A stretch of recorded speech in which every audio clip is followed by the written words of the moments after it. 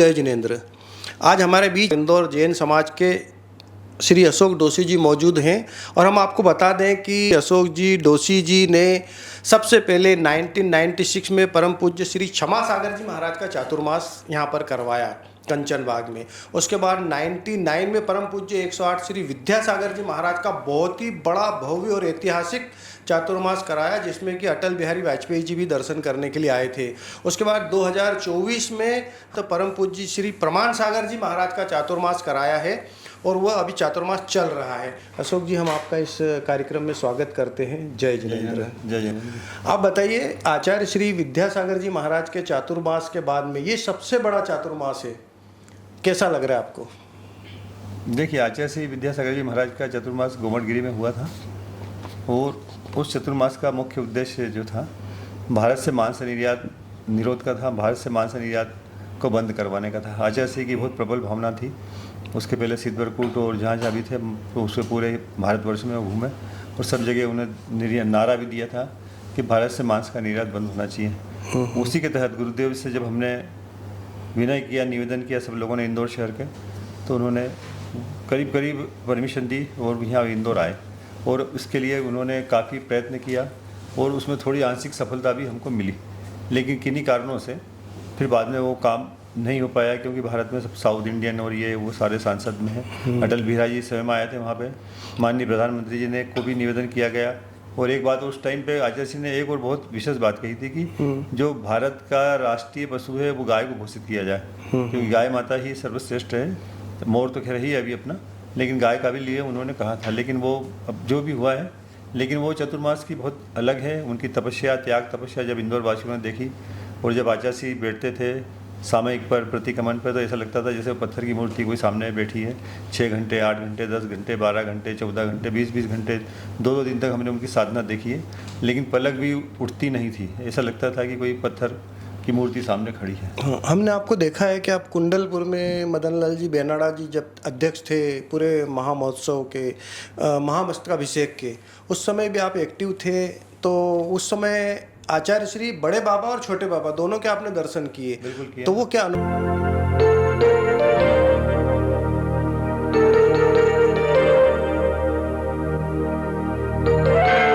जो मस्तकाभिषेक, पंचकल्याण और गजरत महोत्सव हुआ है, वो एक प्रकार से पूरे भारत के इतिहास में जैन समाज और अजैन समाज का इतना मिला जुला ऐतिहासिक भव्य समागम मैंने नहीं देखा है, जो निर्विघ्न हुआ है। तरीका हमारे यहाँ जैन समाज में जैसे ही मुनिराज हमारे घर के सामने आए तो 16 के कपड़े पहन के सब बाहर निकले।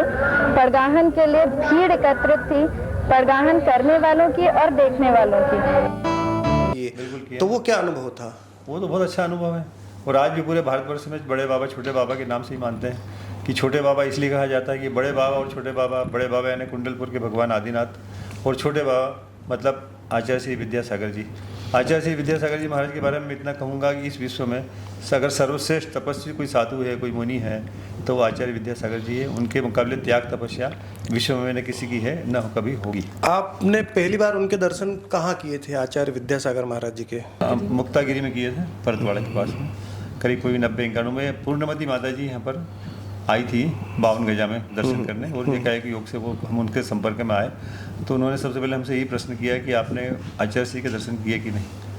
तो हमने कहा कि नहीं किए हैं, बहुत दूर से किए। तो फिर उन्होंने हमको पत्र दिया और हम लोग यहाँ से पंडित रतनलाल जी के साथ में मेरी श्रीमती जी और हम लोग यहाँ से गए और अमरकंटक में जाके गुरु जी को जब वो पत्र दिया तो उन्होंने बड़े खुश हुए गुरु जी। और जब वहाँ पर हमने बहुत नज़दीक से उनके चरण छुए और जब पहला दर्शन हमको वहाँ प्राप्त हुआ, तो हमने दूर दर्शन तो किए थे मुक्तागिरी में। तो क्या बात हुई आपकी जब पहली बार दर्शन किए? तो पहली बात तो उसकी खुशी का ठिकाना नहीं रहा।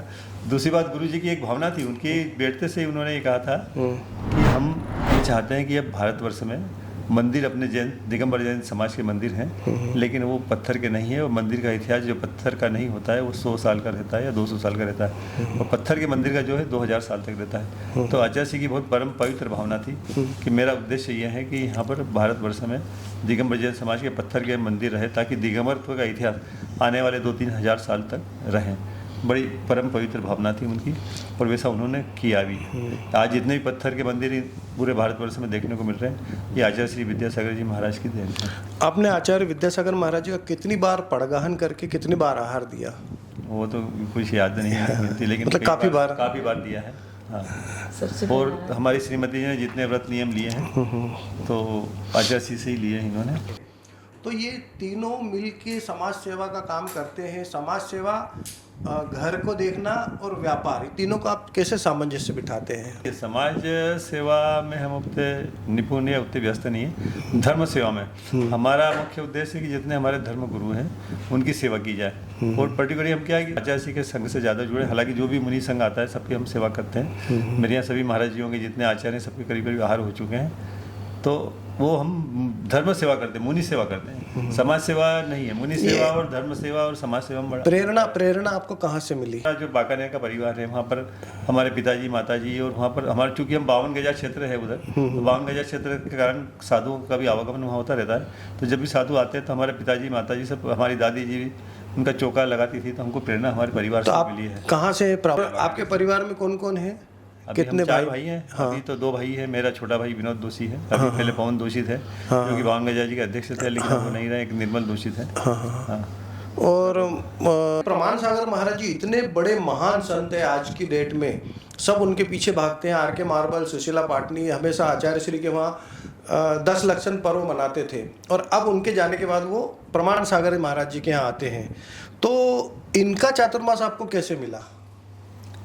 देखिए, प्रमाण सागर जी महाराज जी का चतुर्मास ऐसा मिला है कि जब हम आचार्य के दर्शन फर्स्ट टाइम गए थे करने के लिए अमरकंटक में, तो किस्मत से ये भी वहीं पर थे। कहाँ प्रमाण सागर जी, समता सागर जी और पूरा संघ वहीं था। जब हमारी सबसे करीब मिलना जुलना हो गया था और हमने पड़गान किया पहली बार वहाँ पर, तो प्रमाण सागर जी महाराज जी और समता सागर जी हमारे चौके में आए।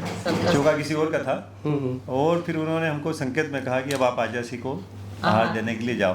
तो हमने कहा कि नहीं, हमने जिनका पड़गान किया पहले उनको पूरा आहार कराएंगे, उसके बाद ही आचार्य को हम दूसरे दिन शायद चौकामर्तिक में देंगे। तो उससे बड़े प्रभावित हमारी भावना से कि हमने जिनका पड़गान किया है उनको पूरा आहार दिया, उसके बाद ही उनको छोड़ के नहीं गए। तो जब से हमारे को बहुत प्रभावित है, और जब से हमारी जान पहचान समता सागर जी महाराज, प्रमाण सागर जी महाराज से जब से हम जुड़े हुए हैं। अभी यहाँ पर जो सिद्ध चक्र महामंडल विधान हुआ इंदौर में, ये एक ऐतिहासिक विधान हो गया है। इसमें 108 रथ यात्रा भी निकली, और इसमें हमने देखा कि छोटे से छोटा आदमी, मतलब बड़े से बड़ा आर के मार्बल से लेके छोटा जो 11,000 रुपये 5,000 रुपये लेके भी आया, नहीं भी आया, वो भी वहाँ आके बैठे और उन्होंने उसका लाभ लिया। तो ये इतना बड़ा आयोजन कैसे बना? देखिए, ये तो महाराज श्री की कल्पना है। प्रमाण सागर जी महाराज जी की कल्पना थोड़ी अलग टाइप की रहती है, और वो जो भी काम करते हैं ऐतिहासिक करते हैं। उनकी यहाँ पे अगवानी जब हुई है 17 जुलाई को, तो 17 जुलाई को भी यहाँ ऐसी भव्य अगवानी किसी भी मुनि या साधु की अभी तक नहीं हुई। आचार्य की बात नहीं कर रहा हूँ, लेकिन साधु मुनि में जितने भी हैं उन सबसे भव्य अगवानी हुई है। उसके बाद से इनका देखो, एक किस्मत की बात है या एक योग की बात कहो। 17 जुलाई, 17 अगस्त से 17 सितंबर को परिषद का समाप्ति हुई, और वहाँ महाशांति धारा हुई। उसके पहले मोक्ष सत्य भी यही 17 अगस्त को, फिर 17 अक्टूबर को ये प्रोग्राम हुआ। हर 17 तारीख में कुछ न कुछ यहाँ पर एक योग बन गया 17 तारीख का। और अभी 17 तारीख को भी महारथ यात्रा निकली। ये महारथ यात्रा में आप धर्म प्रमाणना समिति के अध्यक्ष थे, और उस समिति को यानी आपको ही एक तरह से वो ग्रीनिज बुक अवार्ड भी मिला है। हाँ, ग्रीनिज बुक अवार्ड हमको मिला है, बड़ी उपलब्धि, क्योंकि पूरे विश्व में ये प्रथम 108 रथों की रथ यात्रा थी। उनका कहना था कि रथ यात्रा क्यों की, तो 108 नंबर का बड़ा पुण्य है और बड़ा योग इसका मिलता है। और जो हमारे पूज्य जितने भी सब 108 के नाम, भगवान को हम 1008 कहते हैं, और जितने भी हमारे साधु तपस्वी है वो सबको 108 कहलाते हैं। तो 108 का अंक बड़ा शुभ है, और महाराज श्री की भावना काफ़ी पहले से थी। अभी इन्होंने आयते से चतुर्मास में सब काम ऐसे किया महाराज जी ने, प्रमाण सागर जी ने, कि एक ही मैं कलश रखूंगा। उनका ये था कि हम इससे ज़्यादा हम कलश स्थापना नहीं करेंगे। हमने तो 121 कलश या 151 कलश का बोला था, लेकिन उन्होंने कहा नहीं, हम एक कलश रखेंगे। हम चातुर्मास से किसी से पैसा मांगने नहीं आए।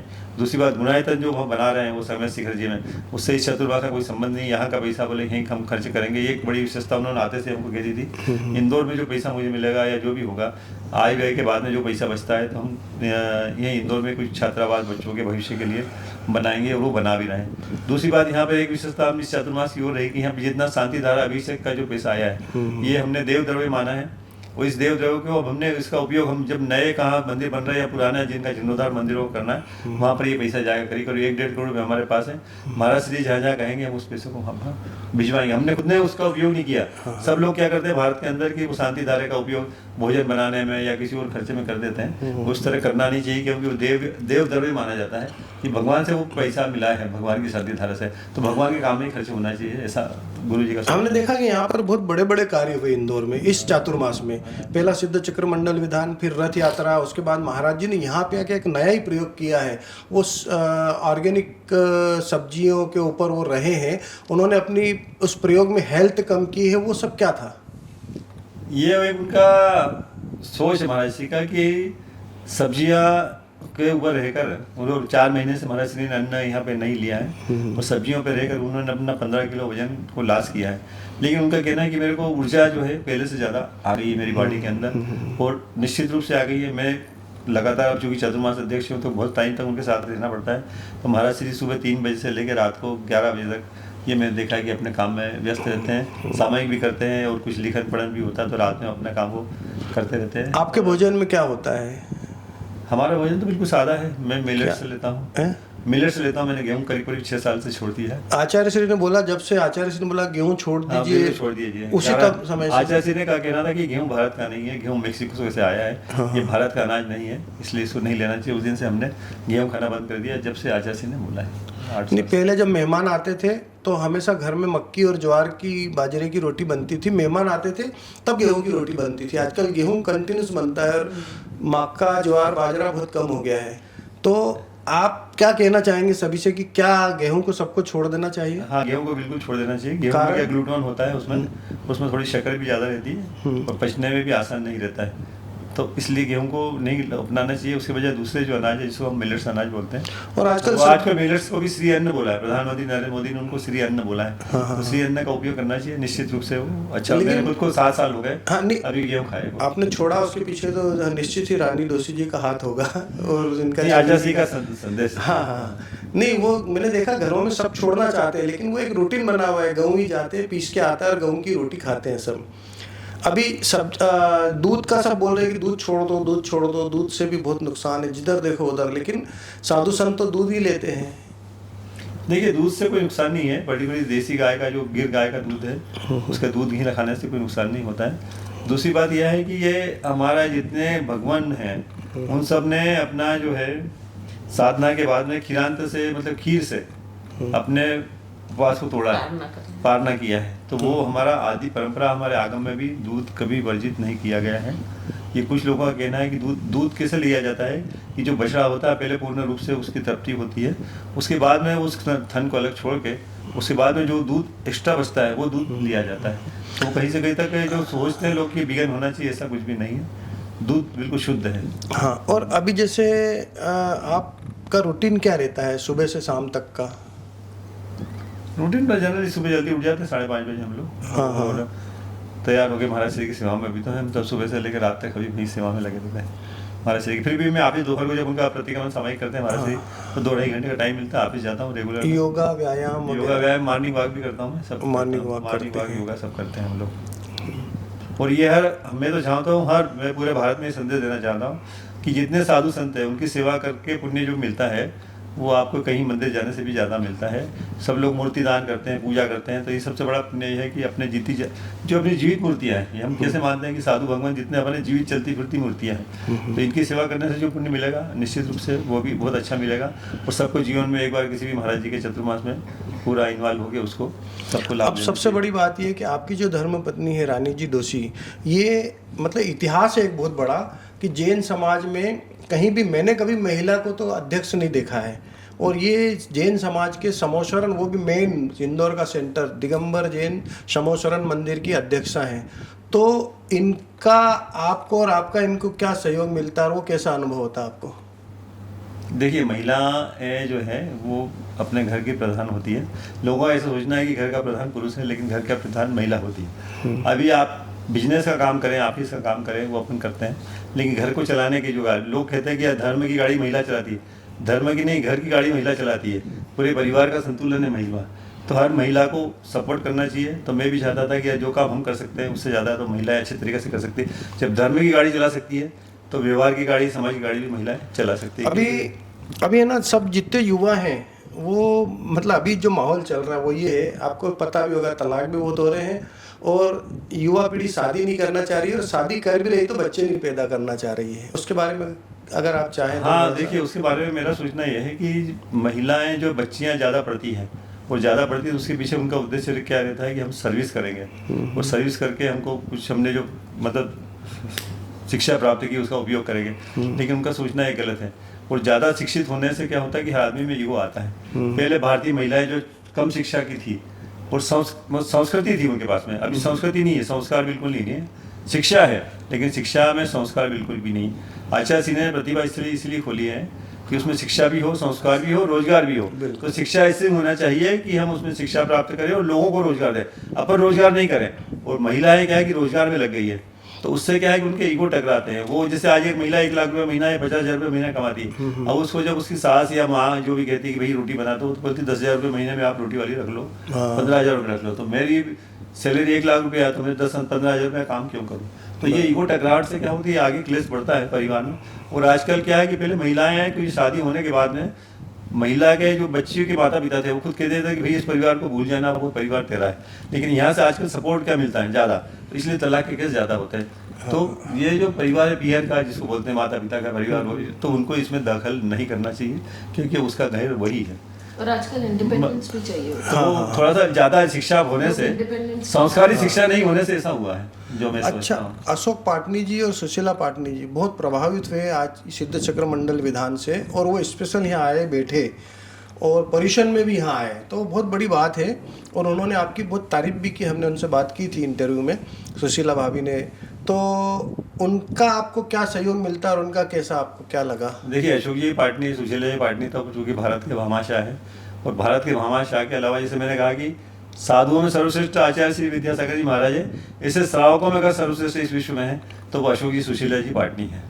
तो अब उनका तो क्या है, जो भी आप धार्मिक कार्य करोगे उन सबको सपोर्ट है, चाहे इंदौर में हो कि सागर में हो कि खजुराहो में हो या कहीं भी हो, जो भी उनको जितना उनसे बनता है वो धार्मिक कार्यों को पूरा समर्थन देते हैं और अपने धर्मों को आगे बढ़ाने में सबसे बड़ा हाथ है। वो खुद भी धर्म करते हैं, खुद भी तपस्या करते हैं और साथ में लोगों को भी करवाते हैं। इसलिए जहाँ भी अच्छे आयोजन होंगे वहाँ अशोक जी पाटनी निश्चित रूप से सहयोग रहेगा और अशोक जी पाटनी उपस्थित रहेंगे।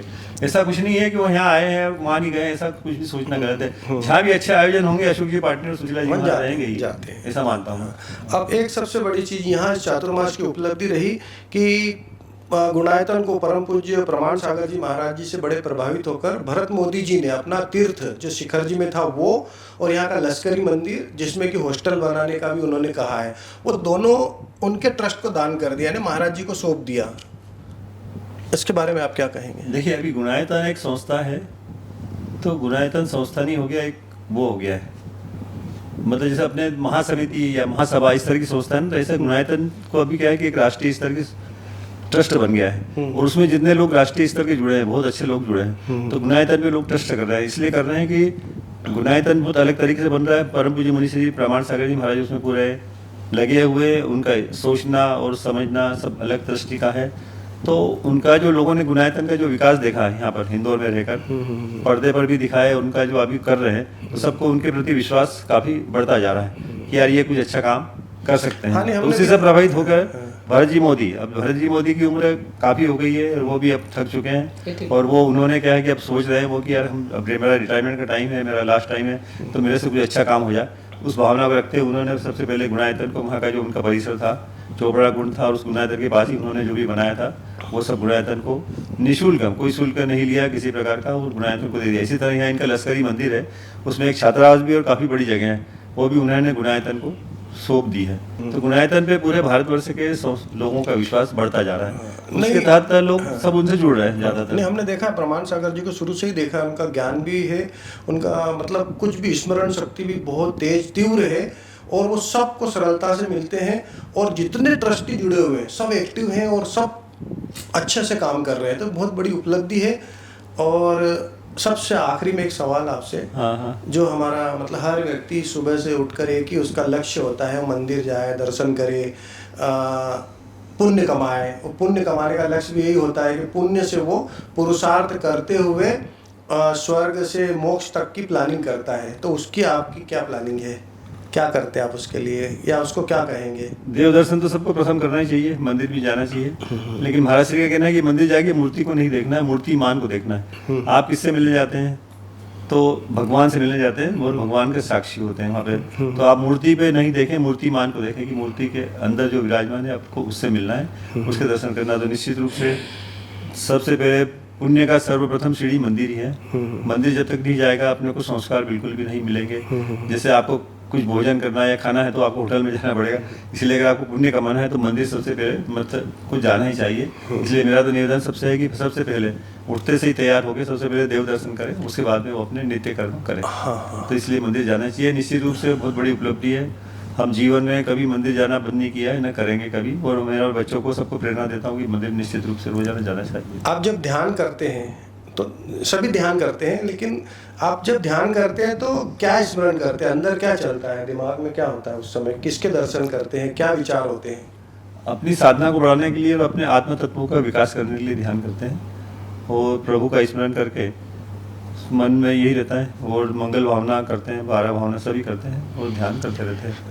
अब सबसे बड़ी चीज़ ये है कि सबसे बड़ा सुकून होता है जब हमारे घर में कोई बहू आती है, कोई नए दूसरे घर से, जैसे बेनाड़ा जी के परिवार से आपके घर में छवि आई, तो वो एक बहुत ही धार्मिक परिवार से आई और बहुत धर्मात्मा है। मंदिर जाना, साधुओं के संग चौके लगाना, उनके वहाँ बैठना, चर्चा करना, तो उसका आपको कितना लाभ मिलता है, मतलब धर्म करने में?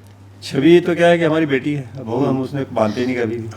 तो एक बेटी जो हमारा है वो हमारे घर को चलाने वाली है, और हमारे घर की जवाबदारी हमारी बेटी पे है। वैसे हमारी बेटी जो छवि दोषी वो हमारे घर की जवाबदारी नहीं, वो बहुत धर्मात्मा है, इसका आपको क्या लाभ? वो तो उनके संस्कार उनके परिवार के ही हैं। रतन लाल बेनारा जी, मदन लाल जी बेनारा, निरंजन लाल जी बेनारा फेमस है सारे सब लोग, और उनके संस्कार है पूरे भारतवर्ष में सबसे फेमस है। उनके जो ताऊ जी हैं उनको तो रतन लाल जी पंडित कहा जाता है कि पंडित रतन लाल जी के नाम से, तो उनके संस्कार तो शादी के पहले से ही हैं, पर यहाँ आके उसको सपोर्ट मिला है तो वो थोड़ी सी आगे बढ़ी है, और हम तो चाहते हैं कि और भी आगे बढ़े। हमने उसको फ्री कर रखा है। हमने देखा अभी कार्यक्रम में आप उनको बहुत आगे बढ़ा रहे थे। भाई महिलाओं को आगे बढ़ाने का उद्देश्य है, उसी के तहत मैंने मेरी श्रीमती जी को, छवि को, और भी जो है उसको सबको बढ़ाया। और आखिरी में आप हमारे दर्शकों को क्या मैसेज देना चाहेंगे? आपको तो दर्शकों को तो मैसेज ये देना चाहता हूँ कि सब लोग पुण्य करें और साधु संतों की सेवा करें, निश्चित रूप से सबको पुण्य मिलेगा, उनकी गति सुधरेगी। बस हाँ, कुछ समझ में नहीं आया तो साधुओं के साथ पास जाके बैठ जाओ, अपने आप बुद्धि चलेगी। हाँ, उनकी छाया में खड़े रहो तो अपने आप बुद्धि चलेगी। और उनका अब तो साधु बहुत ज्ञान है, और सब महाराज जी और प्रमाण सागर जी महाराज की तो एक विशेषता है कि वो आदमी को परख लेते हैं, और उनको बाद में क्या है कि वो साधु है तो ऐसा नहीं कि आपको केवल नमोकार मंत्र सिखाएंगे, उनको सारी जगह का नॉलेज है, पूरे भारतवर्ष का, पूरे विश्व का। पेपर नहीं पढ़ते हैं कि पेपर पढ़ने वाले से ज्यादा उनको ज्ञान है, प्रखर वक्ता है, प्रखर बुद्धि है। उनके दर्शन मात्र से बड़े बड़े काम हो रहे हैं लोगों के, ये मैंने देखा है, महसूस किया। बहुत लोग इसीलिए उनके पीछे भाग रहे हैं। कुछ जरूरत नहीं, जाके नमन कर रहे हैं, भावना भा रहे हैं, और भावना योग भी उनका बहुत अच्छा है, उससे भी कई बीमारियां दूर हुई है, काफी बीमारियां दूर हुई। और महाराज श्री ने एक इंदौर हेल्थ करके एक यहाँ पे योजना चालू करी है कि इंदौर में समाज की हेल्थ को कैसे सुधारा जाए, उसके लिए भी उन्होंने बड़ा काम किया है। भावना योग कराया, उसके बाद भी हेल्थ चेकअप कराया, फिर 1 महीने का ट्रेनिंग दिया, फिर भावना योग कराया, फिर हेल्थ चेकअप कराया, क्योंकि समाज की जो हेल्थ है उसमें नंबरिंग जितने चाहिए वैसे कमजोर है। तो महाराज श्री को बड़ी वो है कि यार इंदौर समाज की हेल्थ को भी ठीक किया जाए। धर्म सब करते हैं लेकिन हेल्थ का कोई ध्यान नहीं रखते, तो हेल्थ का ध्यान में रखते हुए उन्होंने भावना योग यहाँ पे एक विशेष 23 मिनट का बनाया है, और जिसको करवाने से अभी थोड़ी सी लोगों की हेल्थ में इम्प्रूवमेंट हुआ है। सभी को जय जिनेंद्र। सभी को जय जिनेंद्र। हम आपने समय दिया, हम आपके बहुत बहुत आभारी हैं। जय जिनेंद्र।